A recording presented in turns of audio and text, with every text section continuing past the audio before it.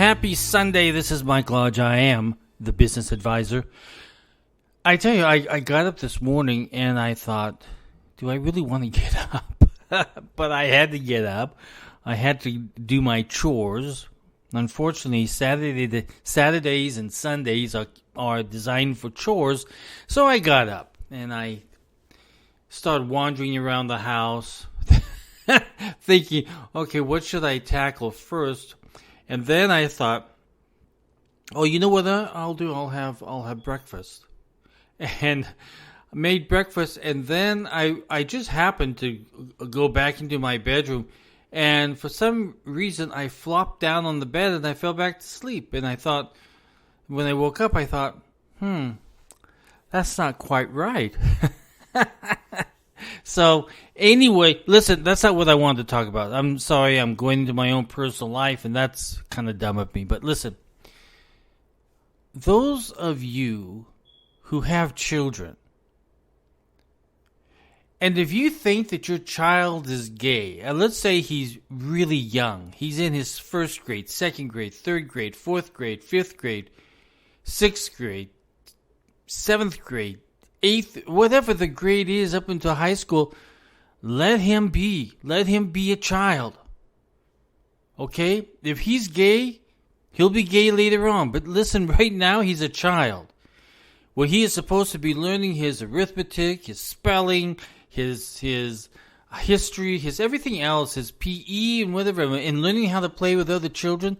But he's not supposed to be learning that and be forced upon, hey, you're gay, so let's really endorse this gayness as a child. That child needs time to grow and to grow into it. Now, you may know that he's gay, but support him in it, whatever he wants, whatever he's thinking about, and talk to him. But don't push him to be gay. Don't push him to change his gender. You're doing this too young. These children are little kids. They want to be able to play with toys. They want to be able to play with the boy and the girls next door. They want to be kids. They want to be able to grow up and be whatever they want to be. Being gay is nothing until they reach the age of decision making. Many of you, I think, have thought about, oh, this is popular to have a transgender child. No, it's not popular. This is a tough time for that child. Let him be just a child. If he's a boy with a penis, he's a boy. If she is a girl with a vagina, she is a girl. Until they reach the time that they are able to make the decision on their own of what they want to be. But during children's age, don't talk about it. Don't hound on it. Don't glorify it. Let them be kids. You guys are pushing it. You're just pushing it too much. And listen, if you have any type of thought process of what your responsibility is as a parent, is to guide them during these early years of what's right and what's wrong, of what's 1 + 1, of what a pronoun and a noun is, of what a capital is of which state. You are supposed to help them with the basics of life, of learning. What happens later on when they're able to ask questions of themselves and being asked and be able to do the research for themselves and to talk to you about it later on in life, that's great. That's fine.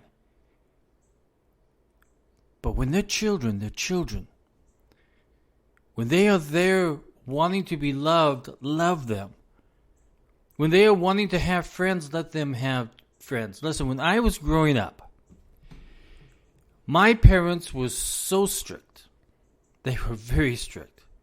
We were a member of a certain church, and they felt that I could only have friends who were members of that church. I could only play with my cousins who were members of that church. It cut out a whole bunch of life experiences with other types of people. And I think it damaged me. That's why I'm doing this podcast today, because it damaged me. It was so bad because we could not go to the roller skating rink because there were non-Christians there. We could not go to a movie house. I did not go to a movie house until I snuck out when I was in college. That's the first time I went to a movie, when I was in college. When you get in these types of situations where the mom and the dad are so focused on control and trying to mold and doing all that other stuff, sometimes it creates a larger issue. And when a child is that young, it creates a larger issue. When you are trying to mold them into a gay person, or mold them into a transgender, or changing them from a boy to a girl or a girl to a boy, it does too much damage to them at that early stage in life. Look at the damage it's done to me. But we have to be careful about these individuals who are also going out there and coming up with all of these terms of what people are. And there isn't any other term except what God has created, and that is man, woman. I created man in my own image. In fact, what he did is he took a rib from Eve and gave it to Adam. Or was it the other way around? I'm getting my Bible mixed up. But they were formed in the image of God. Man and woman. It wasn't binary. It wasn't transgender. It wasn't anything else. It was man and woman. But there are some chemical imbalances in people where things did not develop all the way. We understand that. But again, that is a situation that needs to be determined later on in life, not when they're little children. No reassignment surgery should be done on children until they're able to make that decision on their own, because that is their body part, not your body part. So, my point is, and I'm probably going to get a lot of hate mail from this, I probably am. But listen, if your child's gay, let him be a child. If he wants to express his gayness later on in life, let him do it. But at the very beginning of life, let him decide, because things may change. Things may change. As he grows and as he develops and as he has this new thought process of when he becomes a young adult, a young child, a young grown up. I tell you, we parents sometimes really screw things up because our thought process goes bazonkers, and we go into so many different directions because we want to be socially acceptable. So all of a sudden, just because a little boy or a little girl acts differently, they want to change their body. Okay, John, next week we're going to get you a vagina. No, it's not how life should be. That's not how God developed us. So we have to work at this very carefully. You have to, as parents, be very patient and be very loving and be very kind, and hold your child's hand and guide them through life. Don't make decisions to them. Listen, I heard something really funny this week. I'm going to share it with you because this individual wanted to change their identity. And I'm sorry. It just didn't work out for him. Let's listen to it, okay?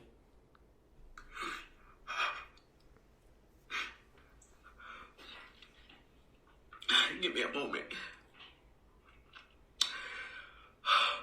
So, I went to the bank today, and